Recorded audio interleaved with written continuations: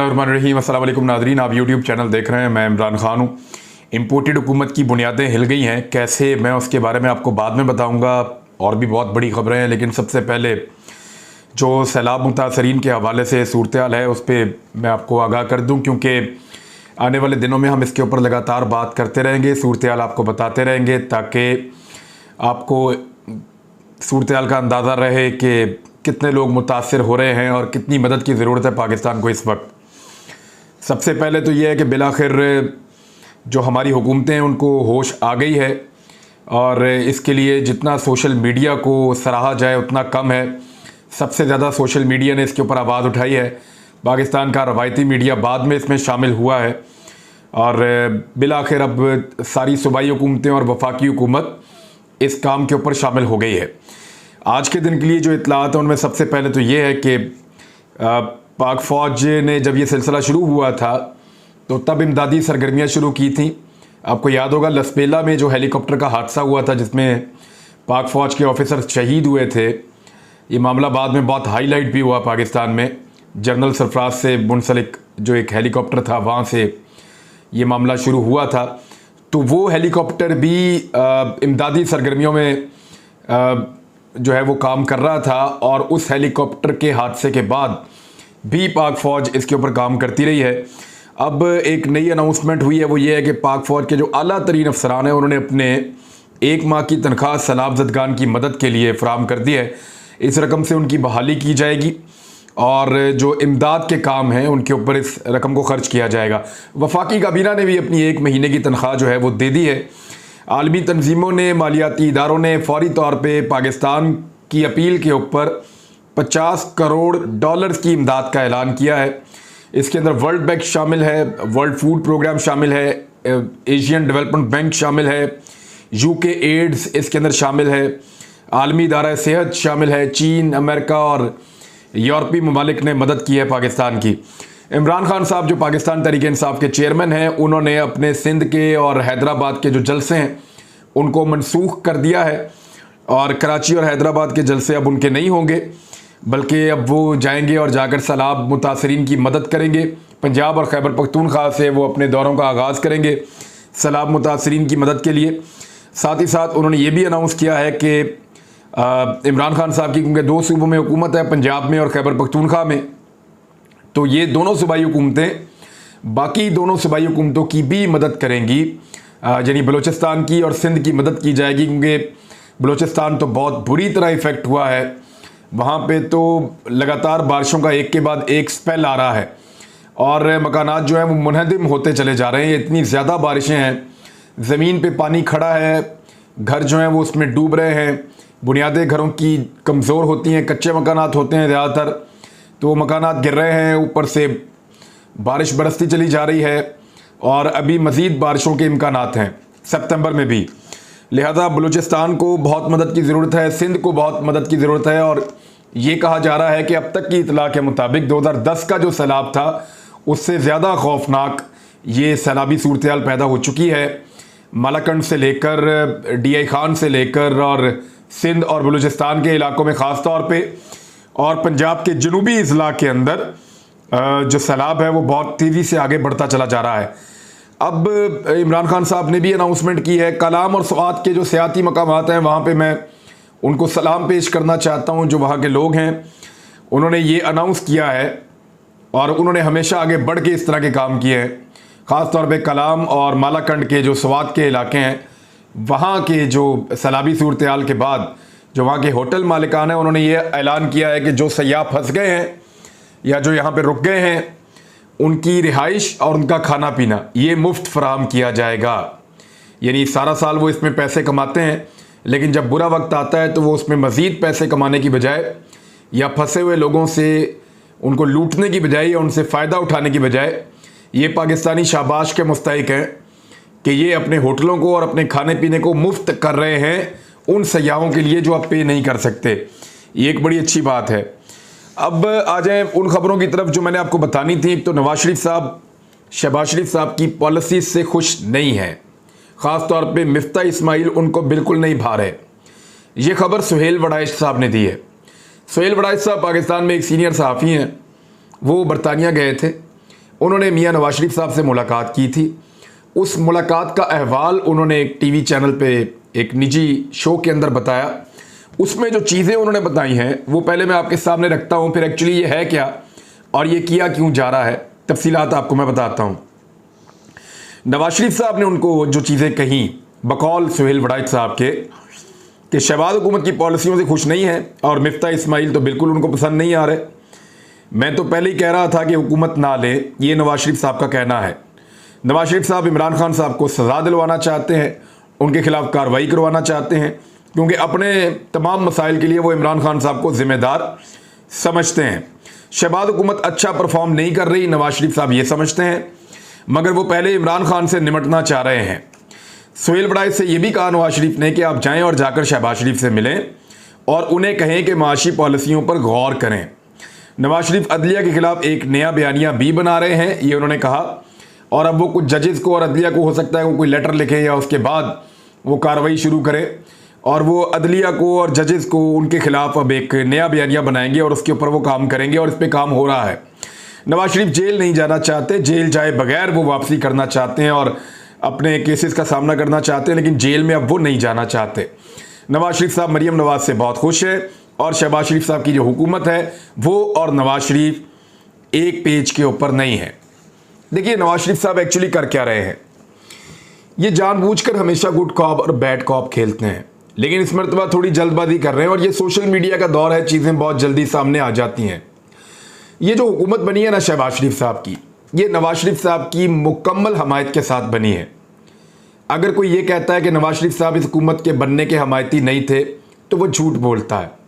वजह यह है कि पिछली हुकूमत को गिराने और इस हुकूमत को बनाने में फजलुर रहमान और आसिफ अली जरदारी साहब पहले ही कह चुके हैं कि नवाज शरीफ साहब की मुकम्मल हमायत और नवाज शरीफ साहब की मुकम्मल कॉन्सेंट इसके अंदर शामिल थी। नवाज शरीफ साहब के कहने के ऊपर उनकी मदद के साथ ना सिर्फ एक हुकूमत को गिराया गया बल्कि दूसरी हुकूमत को बनाया गया। इस तरीके से इमरान खान साहब को हटाकर शहबाज शरीफ को वज़ीर आज़म पाकिस्तान बनाया गया है, और अब ये बयानियाँ लाने की कोशिश की जा रही है कि नवाज शरीफ नहीं चाहते थे कि हुकूमत बनाई जाए, इन हालात में हुकूमत नहीं चलाई जा सकती, मुश्किल फ़ैसले करने पड़ेंगे, लिहाजा ये कड़वा घूंट किया गया है। नवाज शरीफ इसके ख़िलाफ़ थे। नवाज शरीफ का फार्मूला बहुत अच्छा है, वो पाकिस्तान को बहुत अच्छे तरीके से चला सकते हैं।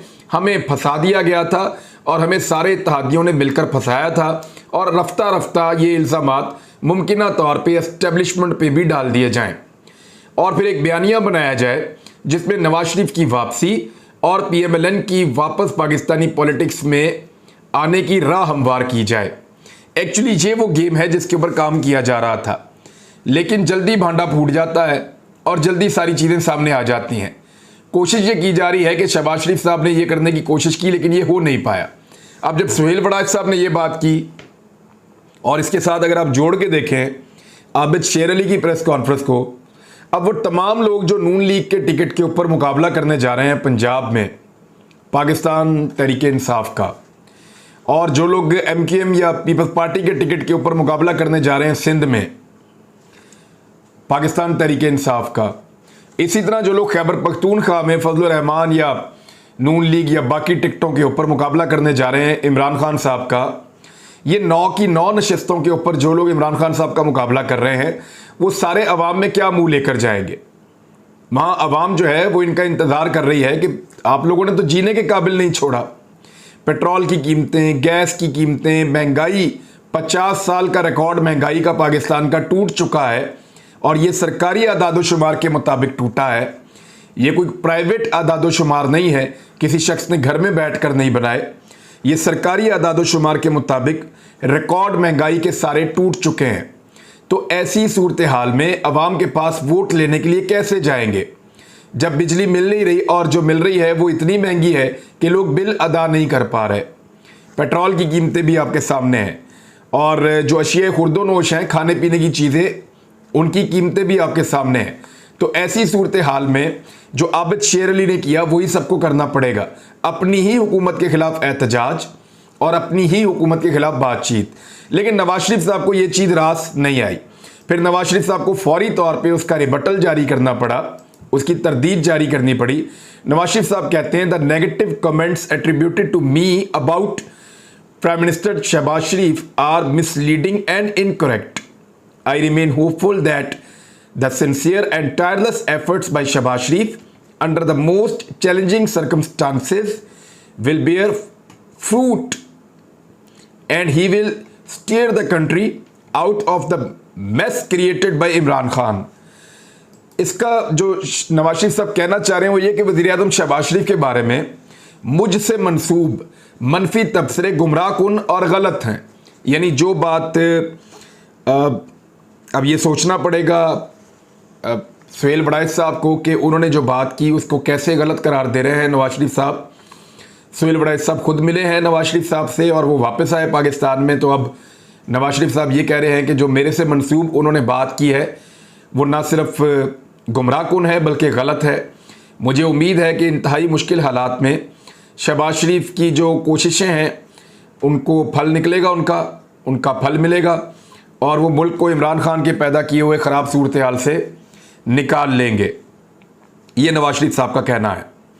लेकिन ये इसमें एक दो चीज़ें और बड़ी इंपॉर्टेंट हैं। देखें, एक तो वो हमेशा गुड कॉप बैड कॉप खेलते हैं और हमेशा जो गुड कॉप और बैड कॉप उन्होंने खेला है पाकिस्तान के इदारों के साथ खेला है। एक भाई इदारों को या पॉलिटिकल पार्टीज़ को मारता है, दूसरा भाई उनके साथ सुलह करता है और मफामत करता है। ऐसे ही आगे बढ़ते चले गए हैं। इस मरतबा यही वाला खेल ये अवाम के साथ खेलने जा रहे हैं, गुड कॉप और बैड कॉप, कि देखें मेरा भाई आपके ऊपर मुश्किलात डालता है, मैं नहीं डालता। शहबाज शरीफ बहुत बुरा है, मैं बहुत अच्छा हूँ, मेरी बेटी बहुत अच्छी है, आप मुझे इलेक्शन लड़ने दें, मैं आप लोगों के दिन बदल दूंगा।